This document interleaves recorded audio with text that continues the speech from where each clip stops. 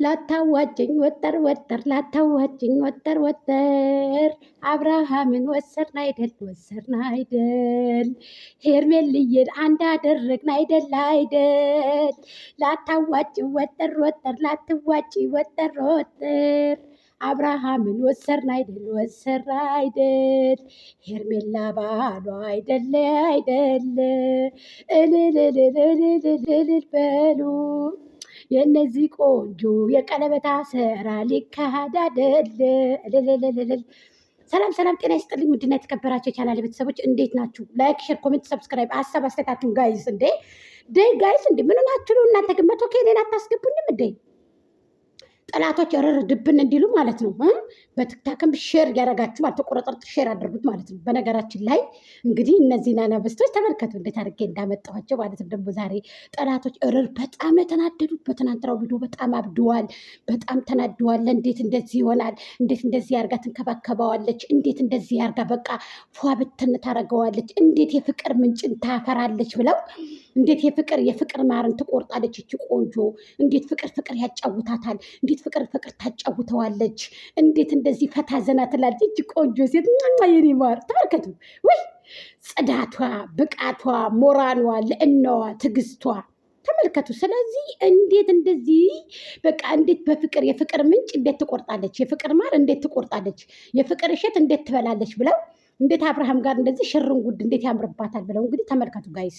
መቼስ ያው ቅናት ባይዘው ቆንጆ ሰው ቀናት ይበዛበታል።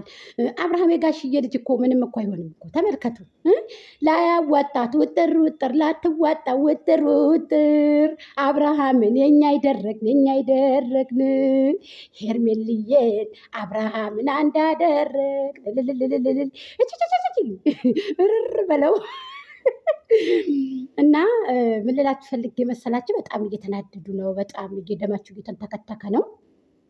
ግን እኔ በጣም የሚገርመኝ አንድ ጥያቄ ልጠይቃችሁ።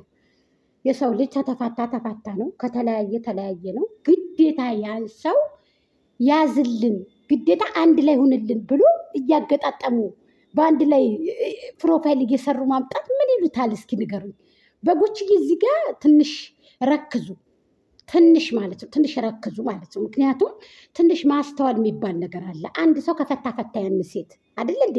ከሄደች መንገዱን ጨርቅ ያርግላት። ሄደ እሱም የራሱን ትዳሩን መስርቷል።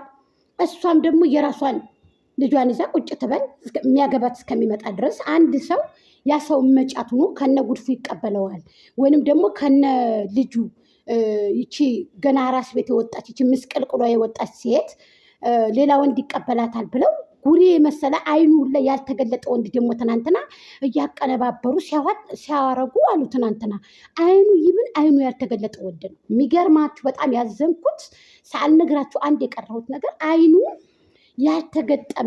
ያልተገለጠ ወንድ ነበረ ትናንትና። ማለት እንደዚህ ነው እንደምታስማሟት እሷን፣ እንደዚህ ነው እንደምትሸጧት እሷን። ያ ማለትማ አታከብሯትም ማለት ነው። መቼም አንድ ጊዜ ክብሯን ጥላለች። መቼም አንድ ጊዜ ክብሯን ሽጣለች። በገንዘብ ተሽጣ ነው የምትርመጠመጠው። እኛም እንደግማታለን ብላችሁ መድገማችሁ በጣም ነው ያዘንኩት። ይሄ ደግሞ መሆን የለበትም እንዴ! በዚህ ልክ መውደቅ ለምን አታስወድቋት? ልጅቱን ጨርሳችሁ አይን ለለው ወንድ ጋር ይሄ ብለው በባለፈው እንደዚህ ዲያስፖራ ሊያገባት ነው አሉ።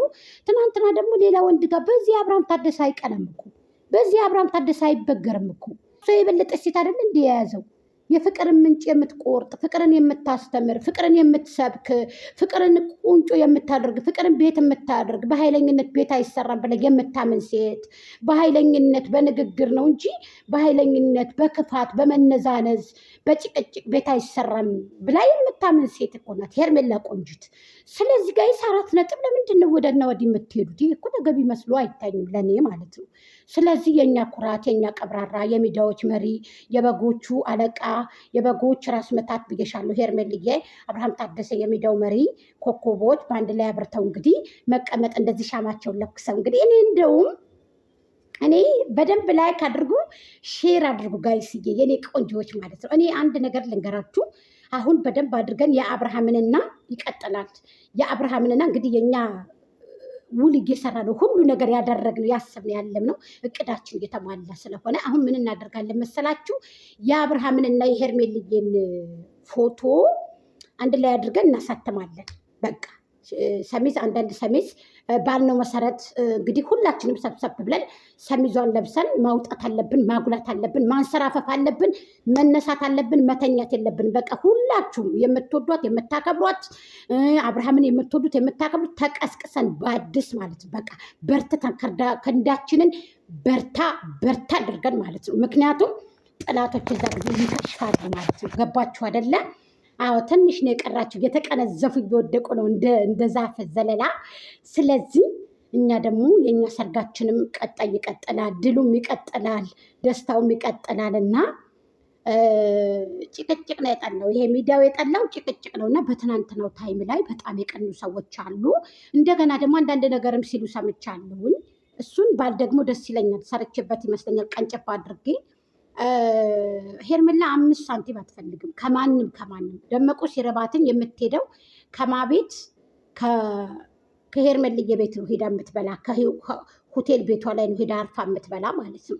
መረቅም እዛ ጋር ነው የቀመሰችው። የመጀመሪያ ጊዜ የተለማመደችው የምትሰሙ ከሆነ ማለት ነው። ስለዚህ የቤት መውጫ ጓዝ ብላለች። የቤት መውጫ እናንተ ስም ማጥፋት ዜማችሁ ነው። የሞተን ሰው አልሞተን ብላችሁ አመታችሁ የምትለጥፉ ሰዎች ናችሁ። ፍቅርዬን ደግሞ አባቷን ስትዘቀዝቁ ነበረ። የዛሬን ያድርገውና የሞተ ሰው አመታችሁ ስትዘቀዝቁ ነበረ። አሁን ላይ ፍቅርንና እሷን ደመቁን እያቀናበራችሁ የምትለጥፉ ሰዎችም አይቻሉ። ወረካሾች፣ በእውነት የረከሳችሁ ሰዎች ናችሁ። አዛይ መስላችሁ አቃጣሪ ቆርቆንዳ ቆርቆንቦች ማለት ነው። የሰው ቀርቀንቦዎች